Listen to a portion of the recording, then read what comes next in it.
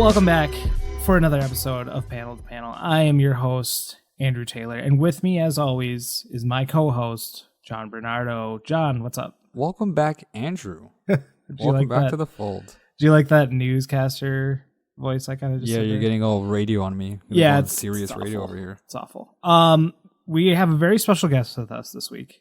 It's Blessing Adeoye Jr. from OK Beast. Yeah. What's up? Yeah. What's good? It's me, your friendly neighborhood podcaster. That's exactly what you are. You're the Spider-Man of podcasting. Exactly. Yeah, the king of podcasting. That's what they call me. Nobody's called me that until now. Don't let it get to your head. I will. For those of you not familiar with Panel to Panel, it is a weekly podcast centered around comic books. From the pages to the silver screen and everything in between, we discuss all things comic book related. This week's episode, we're going to be talking about our free comic book day that we just attended over the weekend on May 4th. We're going to be talking about the new Spider-Man Far From Home trailer and what that means for the future of the MCU, seeing that the Endgame has already happened. It's been almost 2 weeks at this point. But let's kick off the episode like we usually do. We're just going to recap everything that we read over the week. John, you said you read a couple things, right? Or just one thing? I've kind of just polishing off a few things. Unfortunately, did not get to any of my free comic book day books. But I did plow through a book that I got a while ago called My Boyfriend is a Bear. I mentioned this one before, and it's exactly what it sounds like. It's about a girl who falls in love with a full-grown grizzly bear. And Bless, I know you like a lot of romantic kind of slice-of-life movies. I do. You're talking about it on like Netflix and all that. I think you'd really like this book. There's no metaphor to it. It's not, well, the bear is secretly this. No, it's a fucking bear. It's like there's one scene where she's having dinner with panel that she's having dinner with her friend, and she goes, "He's a fucking bear." Like I don't know how else to tell you. You're dating a fucking bear, but he's hilarious. He doesn't speak. It's all in grunts, and but he's just like a man. Like they're playing Scrabble, and you can see him. He writes out boobs, and he just looks at her, and he goes, "Grr?" And well, you know how that means. This sounds like one of those like newspaper like Sunday comics almost, where it's just like a slice of life like short comedy thing. This is a comedy, right? It's I would call it comedy. I would compare it to like a rom-com. Like that's the best I can do it. And it just goes through this woman who, has these issues with men, and eventually she's out camping, and she, meets a bear and falls in love with him over time, and he lives with her, and then they get to the point where, he has to hibernate and she has to live without him, and she goes crazy. People are telling her, "Hey, you can't wait for a bear to come back. How are you gonna have kids with this creature?" And it goes through so many things, but the bear doesn't have to talk once, and you can see that he actually legitimately cares for this person. Like he sacrificed his nature kind of crap to live with her in her comfort zone until he had to hibernate. But in between all that sap, there's a lot of fun moments. Like she has a cat, and he keeps tripping over the cat's dishes, so he actually builds shelves and he throws the cat at the top. Little things that I know that doesn't sound funny in the moment, but like, no, that's hilarious. It's really, because he's supposed to put the dishes on the top, right? Exactly. Yeah. Okay. So he's just like, no, you just stay up there. So is this like hilarious. Is this like the Shape of Water, like the comic book? I don't know if I would put it. I mean, is it meant to be as stupid as it sounds? It's not like it at first. Okay. I just really like the art on it. I'm like, and this sounds silly, and I want to try it because I'm all here. We always try to give more independent books a chance rather than always focusing on the superhero stuff. And I wanted to just give it a shot, and it is just at face value. It's just her and a bear, and it's just going through what that would be like if you were to date a bear. It sounds like there's like more to it, but it is as simple as that, just like that little twist. So I get what you're saying, Andrew, that it could be The Shape of Water, but I feel like The Shape of Water is much more deeper and complex. Sure. Yeah. Not that this isn't, but this is more straightforward romantic comedy. Really, what I wanted to know is, does she make love to the bear? Yeah, you don't see it, but it's insinuated. It's insinuated. That's at some point. hilarious. I'm glad that you clarified pretty quickly that like the title is very literal and she's actually dating a bear. Because when you said like you're reading a comic that said that's called My Boyfriend is a Bear, I immediately like jumped to like, oh cool, it's a comic about like a progressive like same sex relationship. Yeah. Because like bear is like a term that's like used to like describe like a husky like hairy man. Yeah. In the gay community, but yeah. like. I'm almost glad, I'm also glad to hear that this is a very literal like girl dating a bear and the bear is her boyfriend, because this actually does sound up my alley, as weird as it sounds. And you for the audience, you don't read comic books, right? Yeah, no, I'm not like a comic reader. Like I own comics that one day I want to read. I'm looking at them right now on my shelf. But like yeah, I've in high school I used to go to the school library, and that was like the only like season of me like reading comics is I was like reading like whatever was available in the high school library, which was Mega Tokyo, which is like an old web comic about like nerds who go to E3 and then get trapped in Japan somehow. I used to be really into that. And then like just random comics like Rama 1/2. I used to read the manga a little bit. Okay, so you're not completely unfamiliar with the medium. Yeah, I'm not like, closed off from it, but definitely like within the last 10 years, I don't know if I've read any comic. Not that I dislike the medium, because of course I love Marvel and like MCU and all that stuff, and I love superheroes in general. But it's mostly like a time thing where I've not been able to fit a comic that I'm super passionate about into like my schedule of reading. And all obviously I know this is an audio podcast, but if you're listening to this, just look it up. My Boyfriend is a Bear. I'm showing it to the guys right now so they can see. It's exactly what that looks. I can great. confirm it looks like they are going to make love. Yeah, and I know the greatest part is she tries to dress him, and she dresses him in her old boyfriend's t-shirt, his Arcade Fire t-shirt, and he literally just says "gruh." That's all he says. He just grunts. That's awesome. So it overall, it definitely met my expectations. It was a great read. I'm happy I got it, and it was what I thought it was going to be, but a little bit more. And it was just a nice story. And like I think this is when people are always watching these romantic movies on TV, and I don't get them. But this one, it just, the silliness of it helped connect with me. So yeah. Highly recommend. If you missed it, just went on sale, just missed the sale, but it's a great book, and it was written by Pamela Ribon, and I hope I pronounced her last name right, and the art was done by Kat Farris. So yeah, if you're looking for a quirky little romantic book, you got to pick up My Boyfriend is a Bear. Nice. Blessing, let me ask you, what comics do you have? I mean, give me 2 seconds. I'm going to get up and grab them from my shelf. So while you do that, Andrew, what have you been reading? So I think it was the first episode that we did. I talked about Black Science. Mm-hmm. Love it. And I was behind when I initially mentioned it, but I just reread Volume 1. I think there was like an issue at the very back end of Volume 1 that I didn't finish because I didn't remember it when I just read it the other day. So I was like, okay, so I was basically one issue away from finishing the volume, because I think there's 6 issues in this volume, in the first volume. And I finished it, and it's going places that I'm really excited. And I looked it up because I want to make sure. Usually what I do with like comic books is is there a beginning, is there an end? Because comic books can be a huge commitment, because sometimes they just go on forever and ever and ever, and there's no ending. But thankfully I found out that Black Science is 8 volumes. And if you're not familiar with Black Science, it's written by Rick Remender, who is he's probably my favorite comic book writer, to be honest. I read a lot of his stuff. He's written for Marvel. I'm not sure if he's written for DC before, but he does do a lot of Image books. Black Science, Deadly Class, Fear Agent. I'm trying to think of another one. Another book called Low. Do you know of any Rick Remender? Low was the one I was going to say. It's kind of, Low came out after Black Science, and it just has they have like a similar vibe. I think they might have used the same. They're the same artist. Okay, yeah. And the artist is Matteo Scalera. Yeah. He's done a lot of Marvel stuff in the sense of Avengers, X-Men.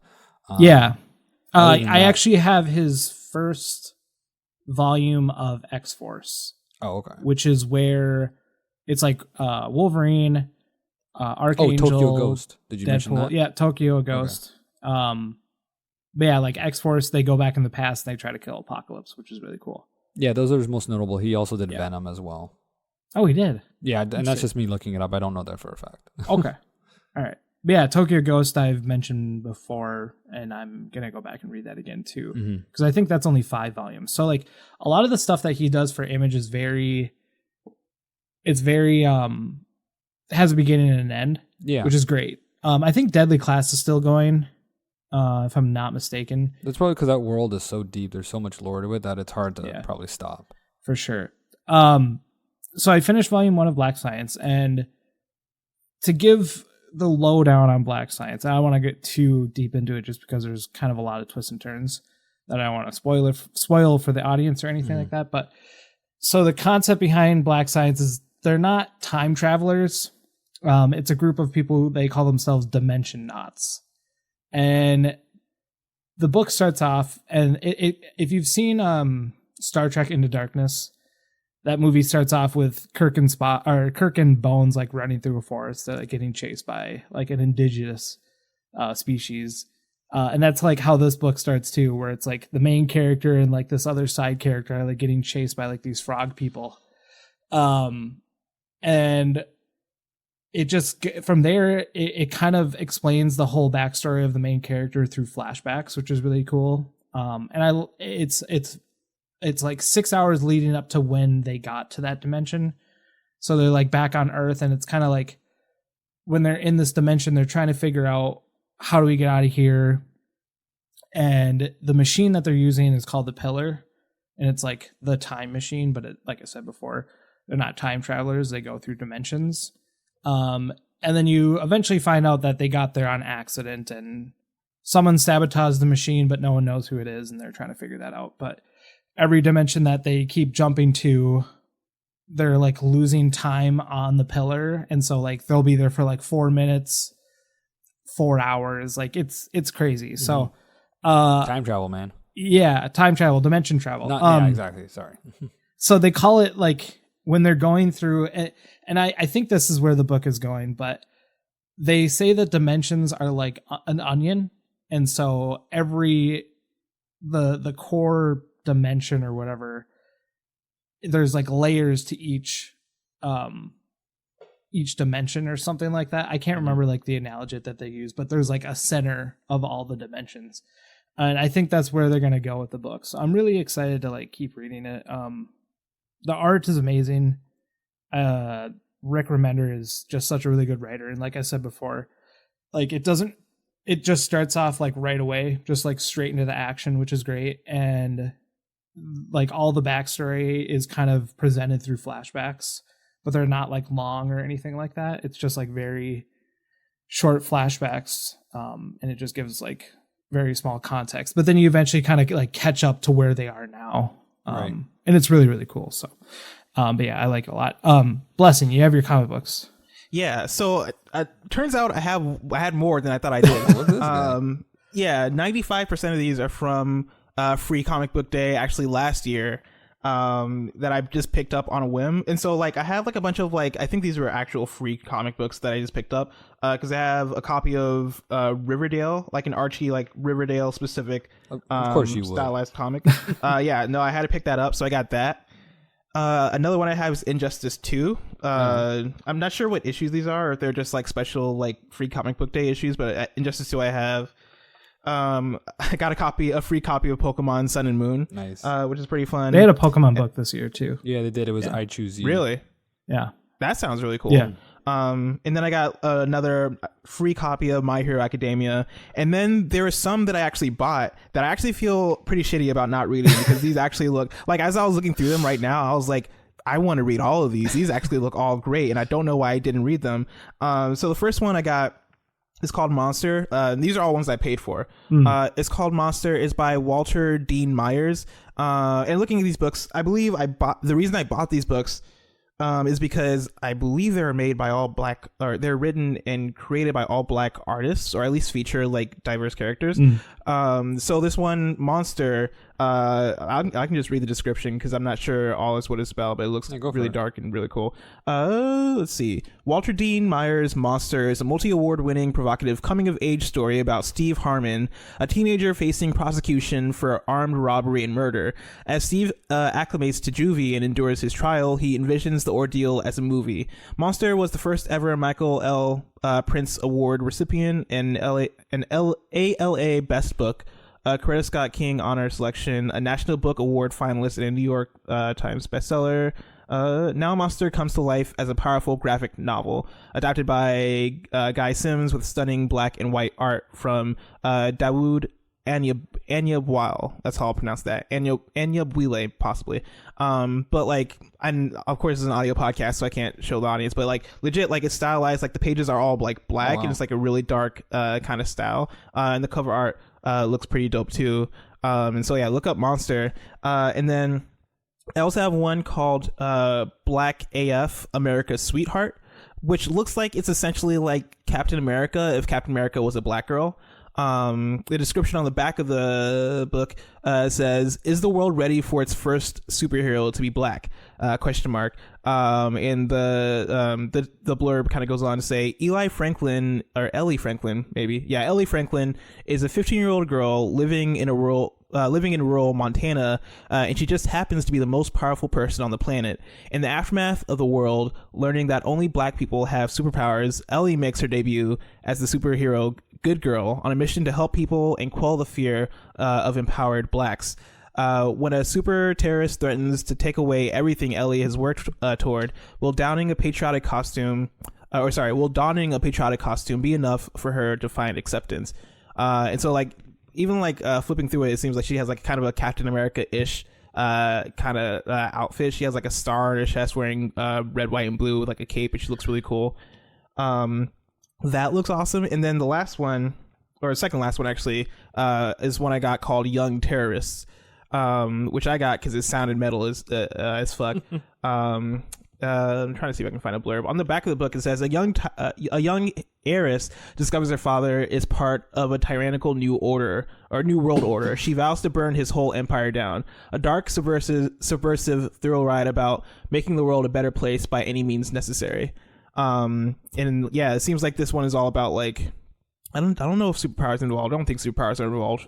But it is very much like very violent. It looks like very adult, and very hardcore, in terms of like revolting against the man or whatever. And the last one I have is like a copy of Mega Tokyo that I found at a thrift shop. And so yeah, that's all I have. I'm gonna read those because those actually all sound pretty cool. Yeah,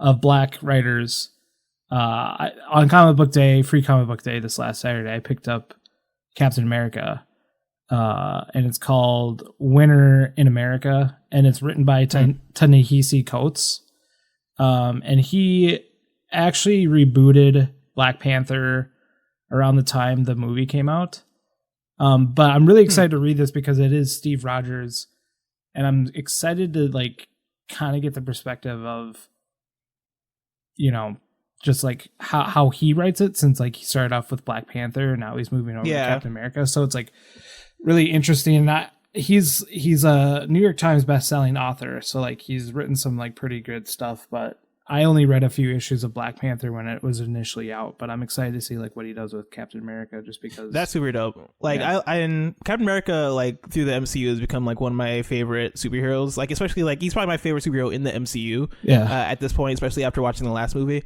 But yeah, like just his arc from starting off, and I'm not gonna spoil Endgame, but like starting off as like this like, you know, little guy signing up for the army, becoming Captain America, and kind of representing like the country and representing the something that America can kind of look up to and aspire to be. Like that didn't necessarily vibe with me, but then like his arc by even like Winter Soldier, it's kind of started in Avengers, but even like by Winter Soldier, it was kind of cemented of him like kind of going against the man, and Civil War pushed it even further of him like being like, hey, like what I represent is goodness and something for people to look up to, but that doesn't necessarily mean that I'm going to feed into a government that is not kept together, or a government that is corrupt, or whatever it may be. I'm not just going to do like I'm not going to be part of just straight up blind patriotism. I'm going to aspire to be something that can represent goodness and represent something that people can identify with. And so to give that character to a black writer, I think is pretty awesome, because like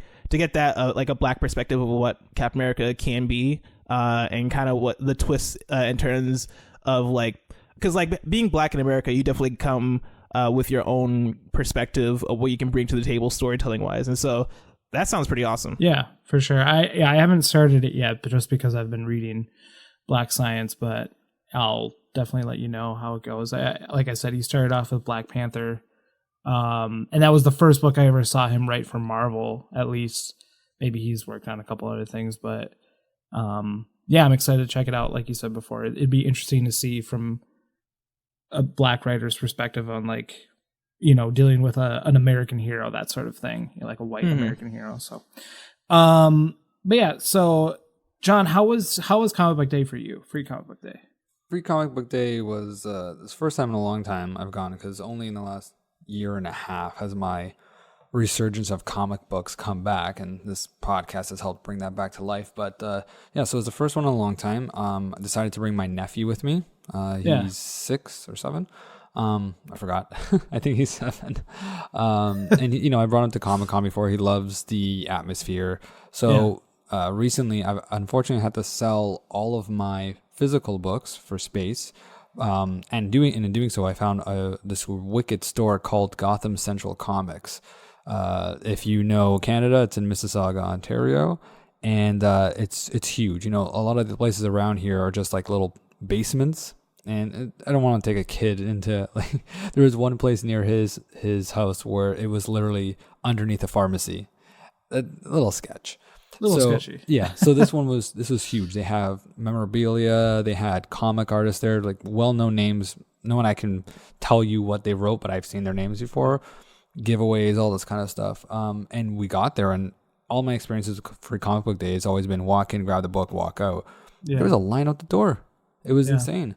We had a blast. There was an artist there that was doing free sketches for kids. They sketched them out for free. Walked around, looked at some other books. Unfortunately, didn't see anything that we were going to buy. I did actually, the person that did the sketch for him, his name is Andrew Thomas, I believe. He does art for, brace yourself guys, a book called Captain Canuck. Oh, nice. I think I saw that you took a picture of that. Come on, Captain Canuck. But yeah, no, it's a really impressive sketch he did, and you know, they were selling their kids' book for $5, so I supported them with that. Other than that, it was just great to be in that environment again. It made me miss being able to pick up books physically and read them physically and being in that environment, but it's expensive. And and they had a lot of cool figures in there. Aside from comic books, some figures insane prices, like $6.99 for a figure to keep on your desk. Like, that's ridiculous. And some of them weren't even that nice, but the fact that they were charging that much, they even had like random cereals there, like comic book related cereals that you've never seen before, like in banned countries. It was random, but no, overall it was great. Cool. People were dressed up. It's a good environment to be in, especially when it's Free Comic Book Day, because you can see people. Some people are there to just get their new book, and some people are there to kind of introduce somebody to comics, and that's how I started comics, and I feel like it's a great look. Even Blessing Adeoye has a bunch of Free Comic Book Days, so it's a great way to get into comics. I picked up Interceptor by Donnie Gates. I picked up the first issue of Spawn, which, from what I understand, it's from its time. It's from like 95, so it is what it is. And I picked up Dear Justice League, which I don't know too much about, but it's a sample of a graphic novel that's coming out, and it looks like just kind of stories that kids are sending to the Justice League. And it's just really like the drawing on it is really well done. It's very animated. It's very DreamWorks, if you will. Mm-hmm. And it just looks like it's I'll say a cute book.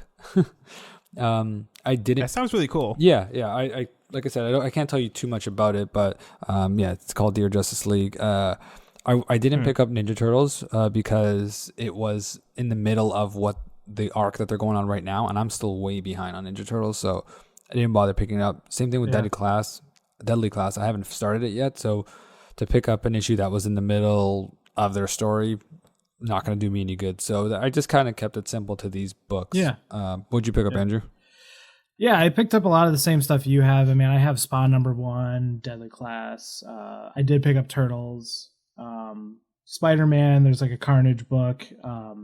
Bloodshot, which is a movie that's coming out that's starring Vin Diesel. And I actually started reading that on Comixology Unlimited. And basically what it is like this dude wakes up thinking that he's like an Air Force pilot, and then okay, wait, here's a better way. Have you seen the movie Source Code with Jake Gyllenhaal before? Yeah. It's basically that, except he's like an assassin. Oh, okay. But he thinks, like, in his mind, he thinks that he's like still alive. I don't want to get too much into it. It's not a twist or anything really.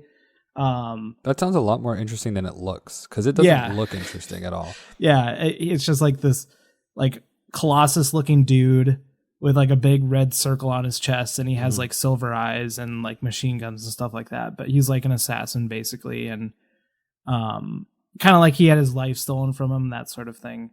But yeah, I picked up that too. Yeah, I mean, I'd say overall, like, I had a pretty good free comic book day. I strolled up to my first store. R2D2 was outside, which was pretty cool. That's awesome. He was like strolling around. I was gonna get a picture with him, but like I didn't want to wait in line or anything.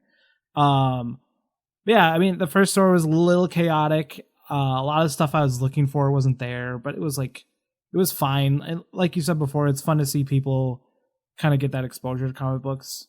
And I noticed that a lot. And like, there's people drawing pictures for kids, and all the free comic book stuff was in the back towards like the collectibles. So like, I went and checked all that out. And you just like to touch everything. Yeah, exactly. And then, yeah, I went to another store that I actually forgot had moved from where it originally was. And the new place that they're at is amazing because it's like super open. And I had a chance to like talk to the owner for a little bit and just, you know, tell him about the show, tell him about like what we're trying to do. And then like he thought that was really cool, which was fun. But then I was like, oh, like just random question, you know, just because sure, I can order books off of Amazon and have it being delivered to my house. But I just asked him like, hey, like, if there's anything I'm ever interested in, can like, do you order stuff for people? And like, can I come and pick it up? And he said that he would totally do that. So, which is pretty cool too. So just another way for me to support them. Like, sure, he can order it and then I can just go and buy it from him. Of course. Which is kind of cool. But yeah, overall it was a pretty good experience. And then I ended the day by seeing Endgame again for the third time. Nice. What a great way to end the day. Yeah. At 10:45 at night. So I didn't get home till like 2 a.m, but it was fun. Just hanging out and reading comic books and talking to people about comic books. So, Blessing, speaking of Canada, you were in Vancouver on this weekend. How did that go? I know this isn't comic book related, but I want to hear how your trip went. It was on Free Comic Book Day. Yeah. First thing I noticed was so I'm from Seattle. I drove up to Vancouver with friends because Vancouver is literally like 3 hours away from Seattle. Yeah. Went up there. First thing I noticed was that there was a bus that you know, like when buses have like the screens where buses have their routes on or whatever, right? Right, like on the bus itself, right? Yeah. The bus said sorry. This bus is not taking a route right now or whatever it was, but it was like sorry in like big. I'm saying sorry the Canada way, but it was like sorry in big letters. I was like, guys, look, the bus is apologizing. Should I be offended by this? But you should, yes, exactly. But no, I went up just to hang out with people. There's a YouTube channel that people, I'm sure plenty of people listening already knows. Kind of funny. You guys are familiar, kind of funny. But yeah, kind of funny is a YouTube channel. They were doing a big old fan meetup in Vancouver, so I went for that. It was pretty fun. Like I've met them all before, and so I was re-meeting them, and I was pleasantly not surprised, but I felt great that they remembered who I was. And I was like, oh, hey, I'm this person. They're like, we know who you are. And I was like, oh, okay, thanks. That was fun. Met a whole bunch of people at the meetup. Even like a couple of people were like like familiar with the content I make for OK Beast, they were like, "Oh yeah, I love Super Throne Watch," which is our hip hop podcast, and I was like, "Oh, I'm sorry we canceled it." So that was really fun. That was really fun. And yeah, Vancouver was just a great time. The city of Vancouver. I don't know how familiar you are with Vancouver, John. None at all. It's really far. Not at all. Yeah. But like Vancouver's a great city. It's beautiful. It seems like it's super expensive, especially if you want to live there. But just as like a city, it just seems like at least the areas I went to in Vancouver, it seemed like a pretty a pleasant place. We only bounced around a few of the areas. Went to a place called like Gastown, I think it was. Hung out there. Went to bars. Hung out with people, and yeah, that was pretty much it. We only spent like, I think like around like 24 hours there. Okay. At most. So you spent the night there though, right? Yeah, I spent the night there, slept there. Cool. Had pretty bad hotel service, but overall it was good. That sucks. Yeah. But yeah, I'm sure it was nice to get out of Seattle for a weekend and go check out Vancouver. Oh yeah, no, for sure. Yeah. Vancouver, anytime I get the chance to, I try to go. It was my third time going. Oh, cool. Yeah, I've never been to Vancouver, but the only place I've ever been to in Canada is Thunder Bay. Oh my God. And it's pretty small. That's a cliche Canada because it's freezing over there. Yeah. So, because I live in Minnesota. Sorry, I have like a faint Minnesotan accent. So Minnesota. I say that we're Southern Canada, just because we have like the whole accent. Alex O'Neill always gives me shit about it, just because I guess it's really thick whenever I talk to him. But yeah, Thunder Bay is like from from my hometown. Thunder Bay is like a 5-hour drive or something like that. Really? So yeah, It's really not that far. I've been to Thunder Bay once for work, and it was miserable. It was like it's not very fun. It was negative 40 degrees Celsius. Yeah, that's our winter. That was our winter this last year. So, Celsius? Oh, never mind. Yeah, we were negative 40 degrees. So like, I think we were colder than that. But yeah, it sucks. Minnesota sucks. But anyways, so back to comic books. Back to comic books. We're gonna move over to our topic of the show. For those of you listening, today's date is May 6th. And the new Spider-Man Far From Home trailer came out. My God. And also the official ban on Endgame spoilers was also lifted from the directors themselves. I can't believe we have an official ban lift now. Like it's an embargo, like we're all reviewers or something. It's like it's very goofy because like obviously, regardless of whoever saying whatever, like people are still going to spoil the movie. Like definitely if you haven't seen Endgame, don't search Endgame gifs on Twitter because like you'll be spoiled immediately. Just stay off social media for fuck's sakes. Yeah. So I if you haven't seen Endgame, but I feel like most people who listen to this podcast have definitely seen Endgame. If you haven't seen Endgame, stop right now, go see the movie, come back, watch the Spider-Man Far From Home trailer first too. And then we'll go from there. But let's start off with the Spider-Man Far From Home trailer. So what'd you guys think? Man, that British accent is strong. Like, did you guys notice like the first scene when it opens and he's like tying up like the robbers or whatever, like the bad guys were, and he's like still wearing his Iron Spider suit. Yeah. And the cop was like, "Oh, you're gonna be the new Iron Man, huh?" And Peter was like, "Oh no, I gotta do your guys' job or whatever." Yeah. I feel like I heard his British accent really clearly. I know there's a strange place to start off from. I didn't hear that. I mean, I gotta listen to it again, but I don't think I heard that. Maybe it's just a me thing. I think it might have been. I kind of felt the same way, but not at that particular part. It was kind of when he was sitting on the ledge, and he looks over and he sees the Iron Man mural, and he's like, I miss him a lot. Like I felt like I heard his like British accent during that whole monologue, but not so much like when he was in the restaurant fighting the bad guys.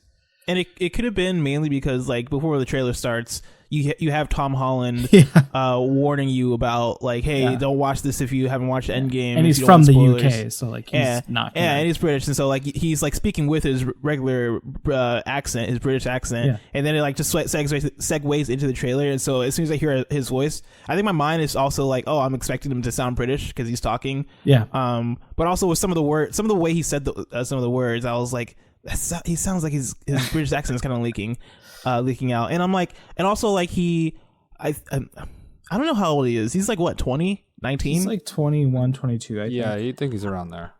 I swear to God, he went through puberty very recently, because I swear his voice sounds deeper than it was in Homecoming. Well, Homecoming was what, 3 years ago? 4 years ago? 2 years ago, but they probably ago. finished filming it in 2016. Yeah, something like that. Yeah. But I swear to God, his voice sounds deeper. And He's so maybe 22. it's like, maybe it's managing the voice change plus his accent that's making it harder for him to maintain the American accent. Either way, that's not like a big point. It was like a slight thing I noticed where it's not gonna bother me during the movie. Yeah. But man, there's a lot in this trailer really to kind of jumped, like, pull from. Directly into it, and Yeah, They were I like not how it messing started. around. Like, Yeah. they weren't I like joking. that it just started with Iron Man. Like I like how it was like, okay, don't watch this if you don't want spoilers. Iron Man's dead, and like they like immediately like go to the part where like it's Iron Man's mural on the wall, and it's actually like very it tugs at the heartstrings, because you're like, I love you 3000. you kind of feel it. Yeah, I love you 3000. Like you see Peter's face expression, like, and you kind of see that he's like stressing about it and going through it. Yeah. And him and Happy are kind of into it together and kind of like being each other's support, which is nice. which is cool because in the first movie, Happy was basically just giving Peter the cold shoulder like the whole movie. Yeah. But now Now he's going to be his uncle. His yeah, I step-uncle. think yeah. I think he realized how much like he looked up to Iron Man, to Tony Stark. Yeah. And I think he realizes that Tony Stark really did care about Peter too. So it's kind of like, Yeah. you know, like I have to kind of take care of him like as well. So And I think with that death of Tony, that's gonna bring them together Absolutely. more too. For sure. And this is also like 5 years. Oh, I guess. technically, do we know it's 5 years. This takes place. Do we know if Happy right got after snapped? Endgame. We don't know if Happy got Happy snapped. did or not get snapped. Did he? Okay, so he got left behind. He got left I was gonna say like, oh yeah, the relationship is 5 years into the future, but then I remember like Peter got snapped, and so he didn't necessarily have that 5 years to build with Happy. Yeah. But I imagine between the snap and how traumatic that was for everybody and Tony's death, I'm sure that's like bringing people closer together and being like, hey, like we have to like look out for each other or whatever. But yeah, like I mean, then Happy is probably like grown into his job as like, he's probably not looking at it as him being a babysitter anymore, and now he's probably looking at it as like, hey, like I got to look out for this kid because Tony's not here to do it. And so I have to be kind of like the new Tony to this kid. But yeah, dude, like there's a lot in this trailer as far as like kind of what they're setting up for the future. I don't know if you guys want to jump into it yet. Yeah, or like talk about. let's jump right into it. I mean, so basically, very shortly after the whole, you know, like mural thing and like Happy's talking to Peter about, you know, Tony's death, Nick Fury's calling Peter Parker, and Peter Parker's like, I don't want to talk to him, you know, whatever. I'm gonna, you know, sends him to voicemail, and Happy's like, you just sent Nick Fury to voicemail, and he's like, well, I'm going on my trip. He ghosted him, as he says. Yeah, he ghosted him. And then they're like in Europe. I think they're like in Venice or something. And like Nick Fury shows up, Trank's his best friend, Trank's Ned, and he's like, hey, yeah, so Mysterio, this guy, yeah, he's from another dimension. And the snap created like the multiverse. And like when that line was dropped in the trailer, shivers. I was like, holy shit, they're actually gonna like commit to this. And that's wild. So when he says the snap created the multiverse, do you think he means like the whole event of like them going back into the time and like what they had to do because of the snap? Is like more so like, hey, like the ramifications of Endgame actually changed everything, and because of what they did. Because like my mind went to a bunch of different places, like of like, could it have been like Thanos destroying the stones, or is it like, was it the snap, like the snap would bring everybody back itself, or was it like everything that went on in Endgame with them going back into time, and them doing all that, and did that create the multiverse, or did that just expose the multiverse, or did that alert other timelines to their timeline's existence? Like, what exactly are the details of that? And I'm sure like they'll get into it during the movie, but it seems like they're answering a bunch of questions already, so God knows how many more questions they're going to be answering. Yeah. And they even like presented more questions to ask too, like because like immediately from the jump they're like, oh yeah, Mysterio's from another timeline, or at least like that's what's being claimed. Yes. And said by Nick Fury here. Do you guys think that's real? Do you guys think that Mysterio is from another timeline? I don't 100%. I think it may be true. Either it's true or either way. Okay, so everyone is on the impression that Mysterio is the Mysterio that always is, where he's pretending to be a good guy. He's gonna be he's illusions. A schemer. Mysterio has always been a schemer in the comics. Yeah, like a trickster. But at the same time, that seems so obvious that I feel like that might not be it. I feel like that's way too obvious because everyone knows that's what's gonna happen. And Homecoming has already set the trend that we're gonna really shock you with what's happening with the villain. Not that it's not necessarily him, but I feel like there's going to be something more. I think even more so, like Captain Marvel with what they did with the Skrull, kind of like broke the trend of like, because I think up till now, like all the villains from the comic the same thing with Mandarin though too. Yeah, and Mandarin too, right? Yeah. But like even in like Captain Marvel, right? Like the Skrull were like good, well not good, but like they weren't the bad guys. Yeah. Essentially, and like I don't know, like Mysterio would be like a crazy one to come out and be like, Mysterio is like an actual member of the Avengers. I don't think that's gonna happen. That would be a wild twist to try and pull off though.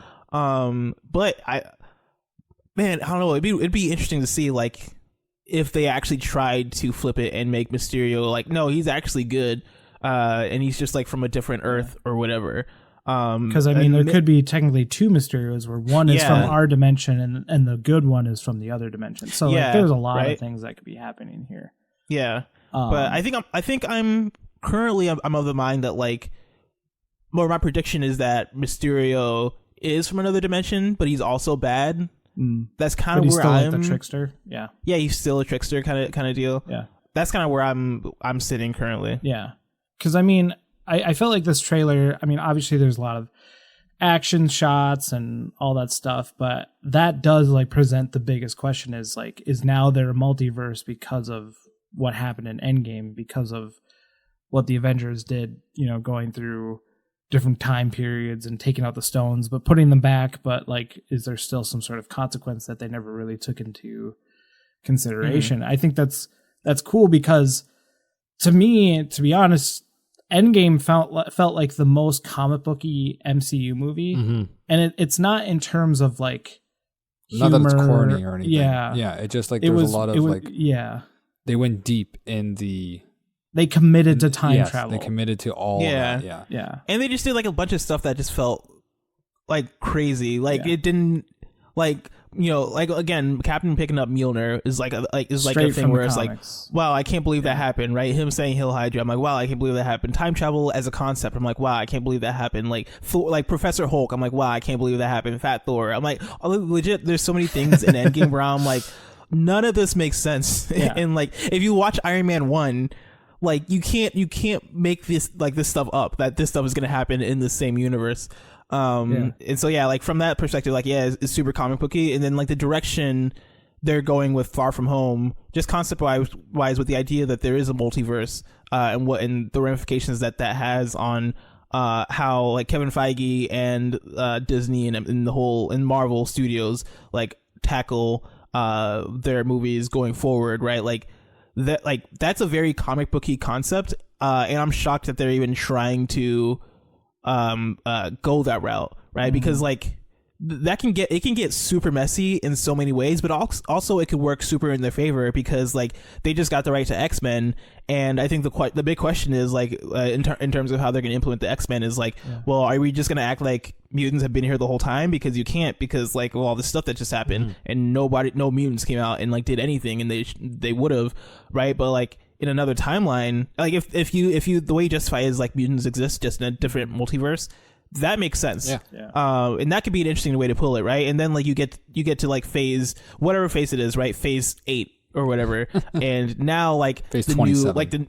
The big Avengers Endgame instead is like them all coming into one timeline or something to fight like a great evil that is threatening the multiverse, right? That makes sense in terms of a way you can implement X-Men and Fantastic Four, or like heroes that should have came out already but haven't been around. That makes sense. It also like opens up like for this to be like a thing in the Spider-Man movie Far From Home, like for them to like start to unveil these ripples in Far From Home, that then opens up like a Spider-Verse kind of thing where it's like, okay, cool. Definitely. Are we gonna dive into like different kind of Spider-Man? Are we going to dive into like Miles Morales this particular way, or like Spider-Man Noir? Are we going to reference Into the Spider-Verse? Like, what are you going to like? What's going to happen? Like, the more I think about it, the more I'm like, yo, this is my brain's like exploding. Now they're like, I feel like the MCU is fully committing to like really servicing people who are very familiar with this kind of thing. And I don't think they're trying to be like, well, the rest of our mainstream audience are like idiots. And I felt like they handled Endgame so well for mainstream audiences to like understand what was going on versus like really confusing people and like using a lot of comic book jargon. But I think if they can play it out smart, like the whole multiverse concept can be really cool and like simplified just enough for people to be like, I know what's happening.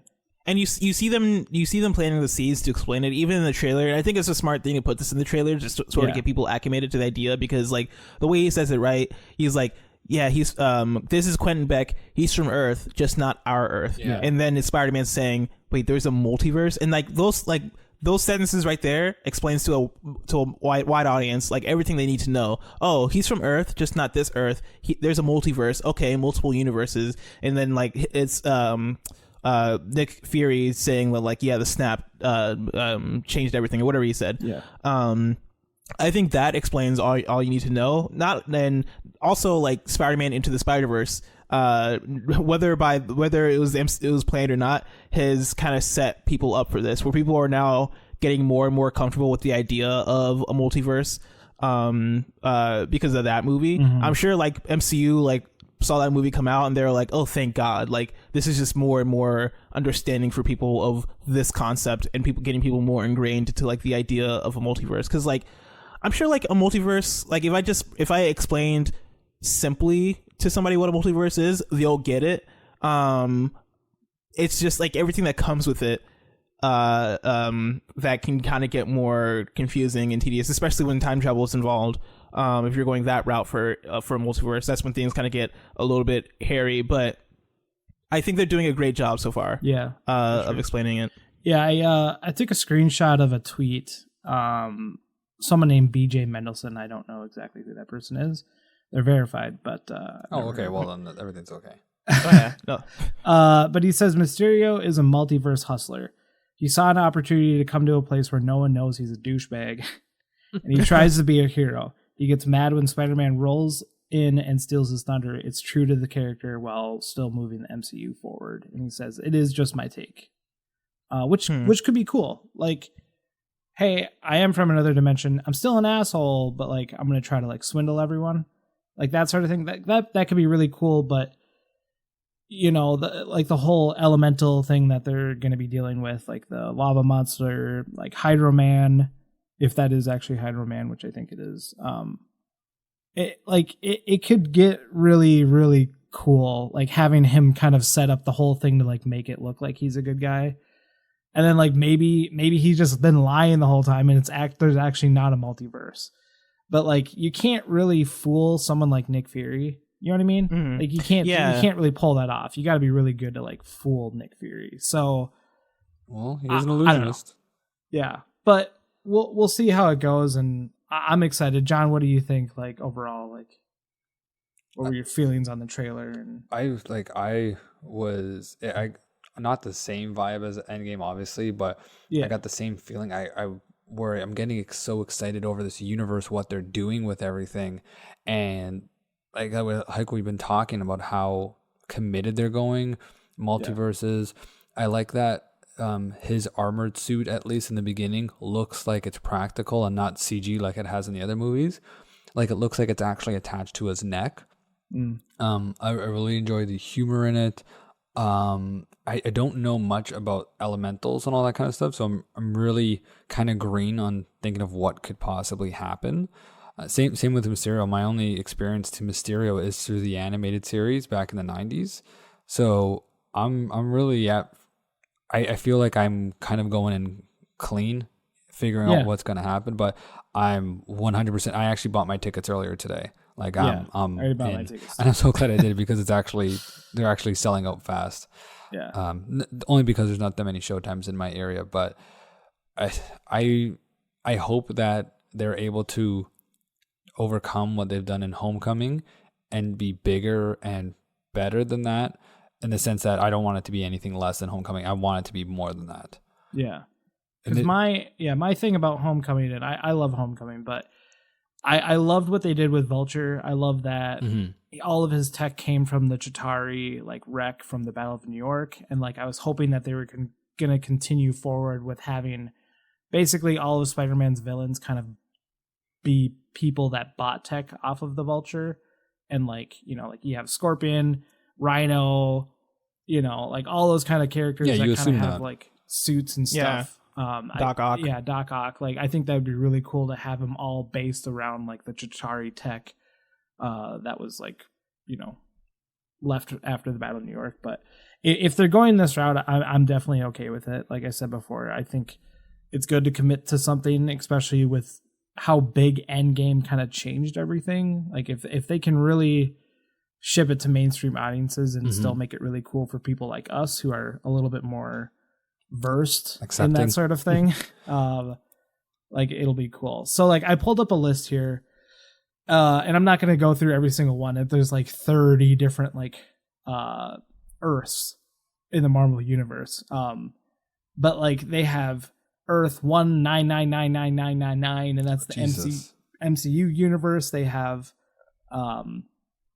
like Earth 55326, so like, and just so on and so forth. There's like 30 different ones where it's like you have the 2019 or 2099 universe. It's like Earth 9082. What if the MCU universe is actually Earth 3000? I see what you did there. Yeah.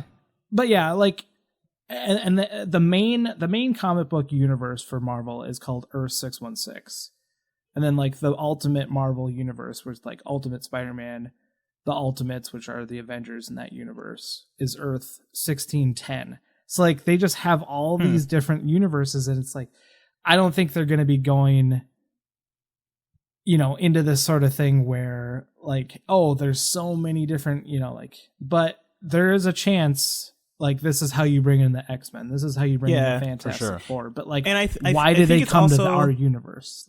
It could also be, like, their chance to make an X-Men movie and just not care about anything that's going on in the MCU and just silo it and just build their own X-Men universe that is just separate from the MCU universe. And then when the time comes, like, do a crossover event. X-Men versus... Yeah, Avengers versus X-Men, or like Battle for the Multiverse, or call it something very comic booky like that.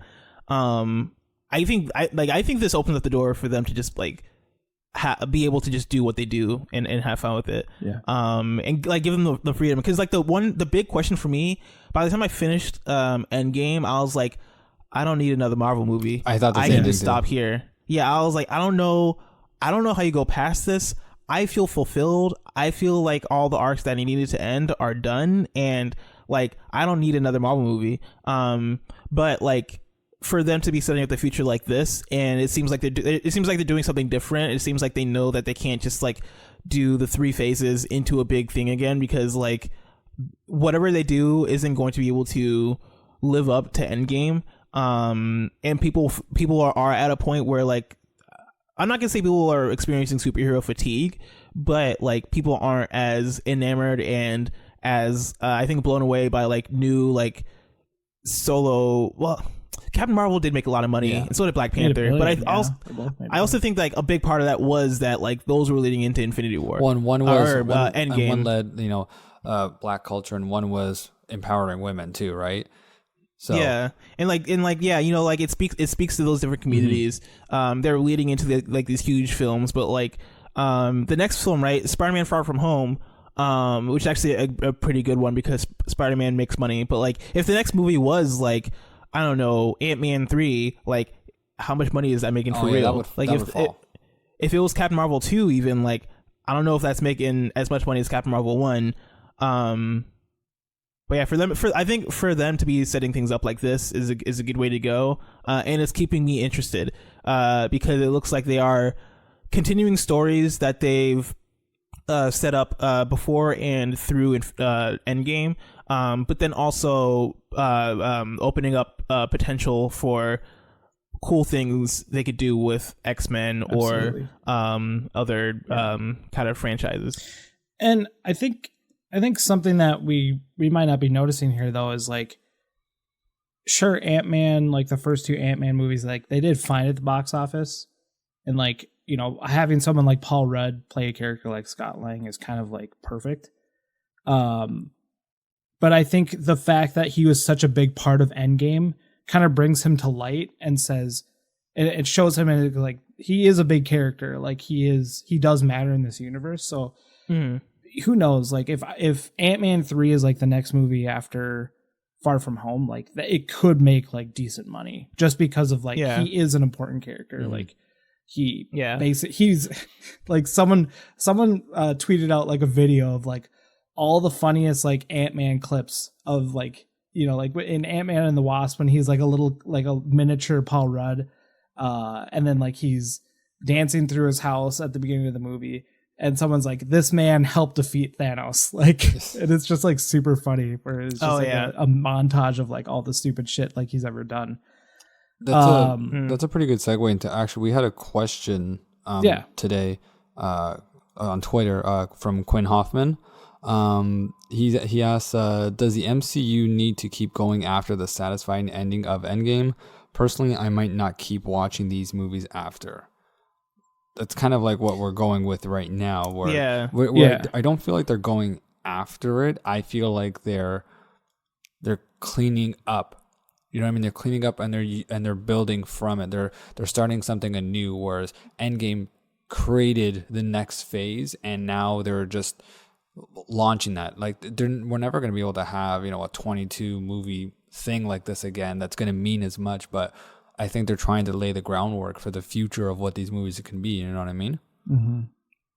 Yeah, and I don't think it could possibly end because it is too profitable. Like Endgame is going to become the most the highest grossing movie in the box office it's gotta of be all Avatar. time. I think at this point, like it looks like it's going to beat Avatar. And the MCU is way too profitable for them to even think about stopping here. I think the question is like, can they keep going and keep it interesting and not lose people to superhero fatigue? And I think for me, the answer is like, we got to see. Because like, if you ask me like right after I watched Endgame, I'd be like, there's no way. Like this was just all too satisfying and too good. How do you top it? But now you're like, if you ask me right now after I've seen the Spider-Man Far From Home trailer, I'm like, maybe there's something like, and especially knowing that they've got the rights to X-Men and the rights to Fantastic Four, and now they're like working with they're working with some good stuff now, and knowing that like it seems like according to the internet like they're possibly working on Eternals, which I have no idea what that is, but it sounds cool. And knowing that like, you know, knowing there's just a bunch of different like seeds for cool things to happen, right? Like I've heard of I recently learned about who Namor is from like, what is it, Atlantis? Yeah, you guys are the comic book guys. And kind of like how, like the struggle between him them and like Wakanda or whatever sounds super cool to me from just like the concept, and I'm like, I would 1000% watch that movie, that Black Panther 2 that they seem to set up in Endgame, right? Like I would 1000% watch Captain Marvel 2 if the premise seems cool, right? Like I would 1000% watch Thor be part of the Guardians of the Galaxy, right? That sounds awesome. And there's another one, like an Asian superhero, right, that they're rumored to be introducing. I think his name is Shang-Chi or something like that. Like, I've heard of that one. He's kind of like Iron Fist, but not Iron Fist. Yeah, that all sounds awesome, right? Do you guys think, and this is totally separate, but do you guys think that they could bring in like Daredevil and Luke Cage into the MCU, like not the one from Netflix, but like just the characters? No, I personally don't see it happening. I feel like the characters have been done twice now. I don't see them picking it up. I mean, I'm not saying, because I'm trying to think of like what are like the main characters they could bring still that are in Marvel. I mean, there are so many C-list, D-list heroes that like no one even really gives a shit about, but like people who are really into comics like definitely know them. But I mean, as much as I hated the fact that like Disney, Marvel, like just completely shafted like all the Netflix shows. Like I personally liked like most of them. Like Iron Fist season 1 was not good. Luke Cage season Iron Man season 1 was alright. Iron Fist. Sorry, Iron Fist. Yeah, Iron Man season 1 would be awesome. Yeah. Iron Man season 1 was wild. Iron Man TV show. But yeah, like it's so difficult. The Defenders was bad. Yeah, Defenders was not good. I have a lot of opinions on the Netflix Netflix universe. Yeah, it sucks though. Like I felt like if maybe I get what they were trying to do. Like Netflix is obviously, it has a lot of mature content on it, and I did like the more grounded, like mature aspect of those TV shows, but little hints from the MCU on the shows, like it didn't do anything for me. Yeah, but I also think those shows where they left off were all headed in a good direction. Like after they got rid of the Hand as a villain, I think they were headed in a better direction. Yeah, because at first the Hand was cool, but then they fumbled it with Defenders. Yeah, they were not cool at all in Defenders. They were like not cool at all. I was like, oh, this is the Hand. I was like, you might as well just put like, I don't know, just like 5 random people. Actually, that is what they did. But like, like Daredevil season 3, I feel like for me is like one of the best seasons of television I've seen. Television, I think. The Punisher season 2 was good. Like Jessica Jones season 2 was good. Luke Cage season 2 I can necessarily get through, and then Iron Fist season 2 I thought was good. It's very different than season 1, like very different. It is, which helped, but like. But I think they're heading in a good direction, but because of like deals and Disney Plus and stuff, like they didn't. I'm assuming that's all why they pulled those. I think and it is. canceled them. Like they just never wanted to admit it. But I'd like to see. I would like to see those characters within the universe, but I just don't think it's going to happen. Yeah, isn't there one season left for something? For on Netflix. Is it Jessica Jones? Yes. Was going to cancel, I thought. No, she has one more season left, and then like they're all officially canceled. Oh, okay. But yeah, rest in peace. Speaking of the heroes, sorry if I just see these segues and it just seems so perfect. But Eric, speaking of heroes, Eric Bartolotta asked is there another Spider-Man villain who hasn't been on film yet that we would want to see in the next Tom Holland movie? So from Spider-Man Home from Far. Whatever they call it, home Spider-Man Prom or whatever. Yeah. Oh, so Spider-Man who Home has been from Far. on any live-action Spider-Man? Craven the Manhunter or whatever his name is. Craven would be cool. I think Henry Cavill could play Craven. Dang, and he does like the he has sleeve reloading that he does. He has the mustache. Yeah, I think there are so many. I think honestly, Spider-Man is kind of like Batman for me, where like all of his villains are really cool. I would like to see, like, I know that Scorpion was technically hinted in the first Homecoming movie, because Matt Gargan is there in the movie. Rhino would be cool. I don't want to see Doc Ock anymore. I don't want to see. Yeah, Rhino was never like a main villain though. Rhino was always like the stupid dude that like got the. He's basically Juggernaut. Like they're just they're just stupid big, like, but yeah, I don't. It could be interesting, like seeing an MCU like Green Goblin, but like we've already seen that. We've already seen Lizard. We've already seen Electro. We've seen a lot. Yeah. So I want to see Black Cat. Black Cat would be cool. Black Cat would be awesome. Yeah. But that's more for like a grown Spider-Man, I think. Absolutely. Like like he had an intimate relationship with Black Cat. So unless they do a twist and MJ from this universe is Black Cat. Because she kind of I feel like to me she kind of has the Black Cat attitude in her, Zendaya. Yeah. She's got, she's pretty, quirky. She's kind of like, she's quirky, has like that attitude. I don't know. Is there any? Is there? Oh, sorry, I cut you off. I was gonna say I could see it. Yeah. John, is there any like villains that you can think of that you'd be interested in seeing like in the MCU for Spider-Man specifically? Like I'm looking through the list of them, and I really. Out of someone that hasn't been in it, I feel like the next one that they would do is going to be something far out there. I really hope they don't rehash something far from home. Exactly. To rehash anyone that's been used. My original answer before Far From Home came out would have been Mysterio, and they didn't. So let's go. I think Craven makes a lot of sense, but how they would do that in their setting, I don't know. It seems kind of tricky. So I want to say the next most random one I can think of would be Chameleon. Yeah, I was gonna say him too. Like, it'd be interesting to have that sort of Mm-hmm.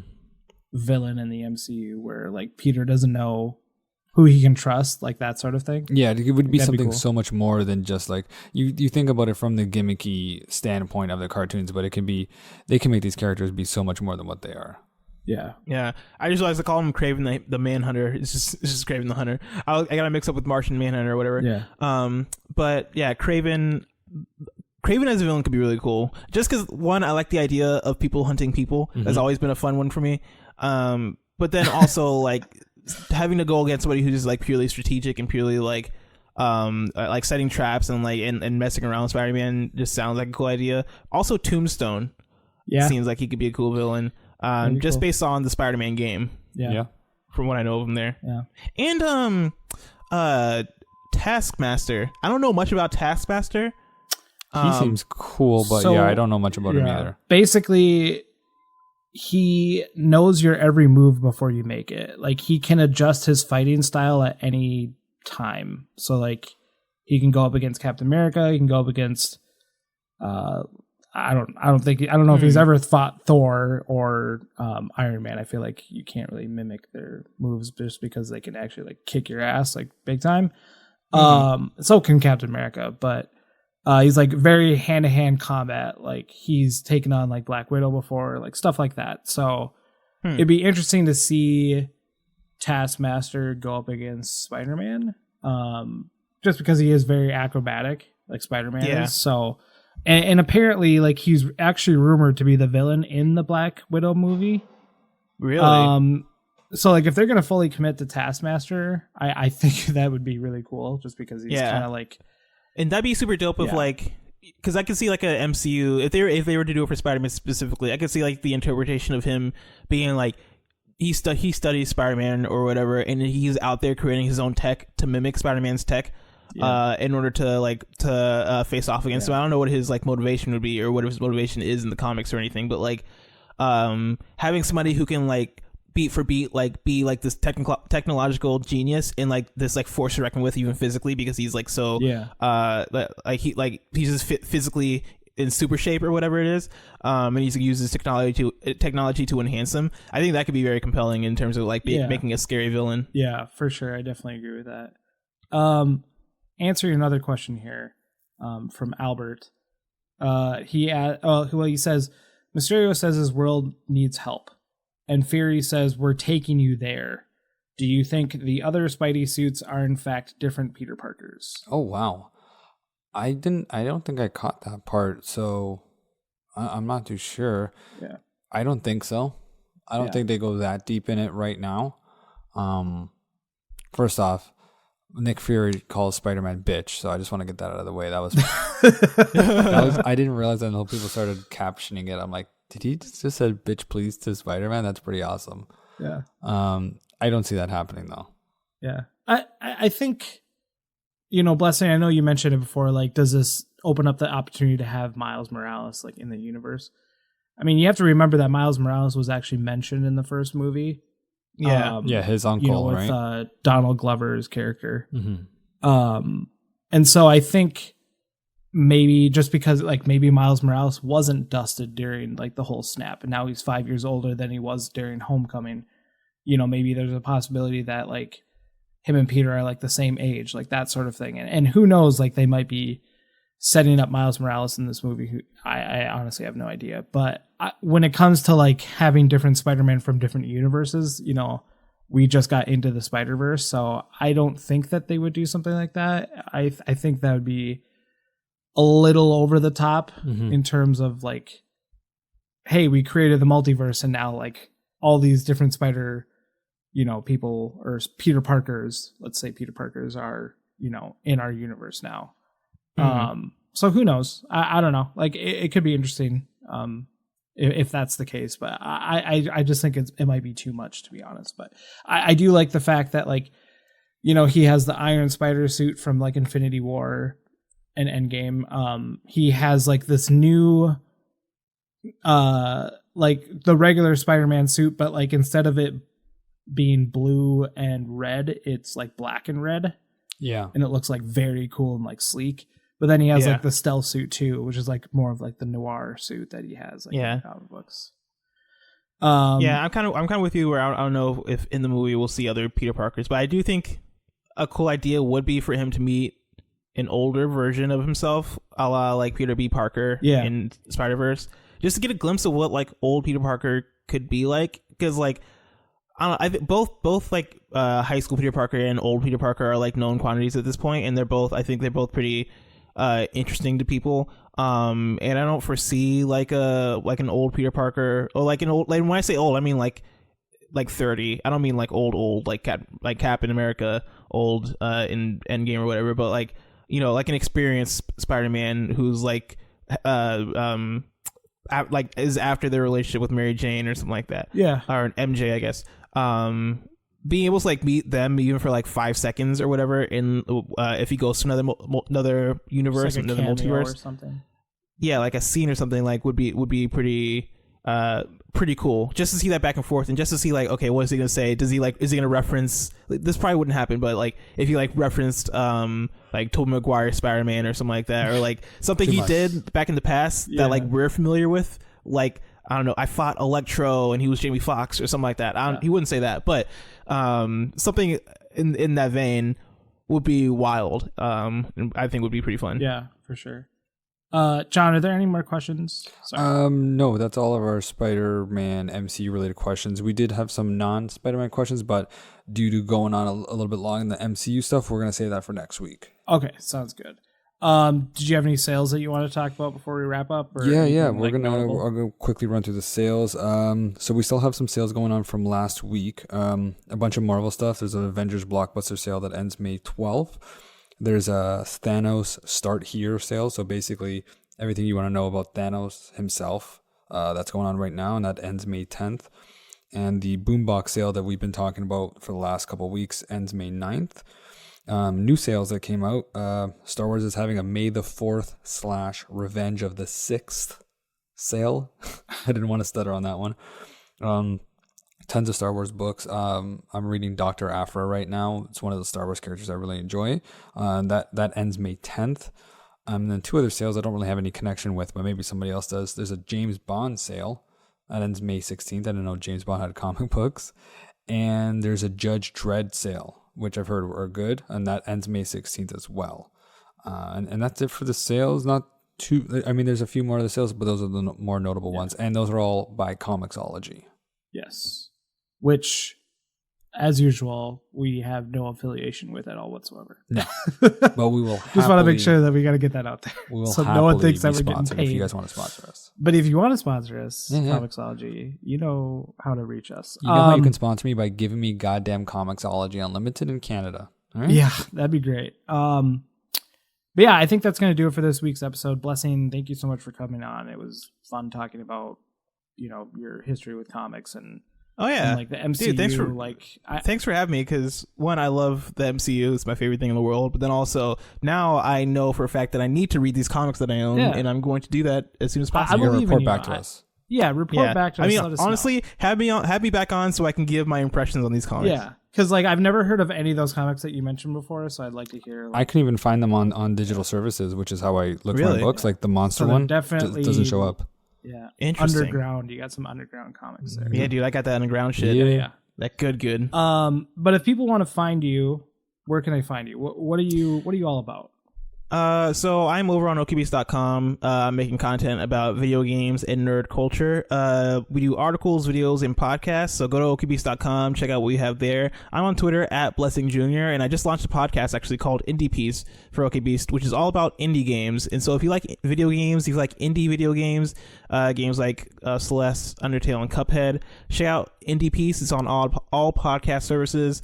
And I'm also on the OKBeast podcast, which is a fun podcast with friends, so check that out. YouTube.com/OKBeast if you want to check out videos. And I could like plug things forever because you have too many things that we do. Yeah, check out Jump Master. That one's featuring John. That's right. It's the Apex Legends podcast. So if you like Apex Legends, check that out. And I'll stop there because I can go on for days. So like, when's this MCU podcast coming out? Like, oh my god! I'm sorry. I didn't mean that. What have you done? Oh my god! I don't want to give you too many ideas. You're right, Andrew. Ooh. Whatever the next whenever the next phase starts, like probably sometime next year, just expect something. You like your own like in review sort of thing that. Oh, yeah. God, don't give my ideas. I don't know. You know, something's happening. Yeah. But everyone, thank you so much for listening and all the support that we've got. You know, if you like what you heard, we'd appreciate a review or leave some feedback. You know, just let us know how we're doing. If you want to follow the show on Twitter, definitely do so. We're at Panel Pod. John is at John S. Bernardo, and I am at Papa Drew Bear. John, am I missing anything before we? You got it, buddy. We're rocking and rolling. All right, everyone. We'll see you next week.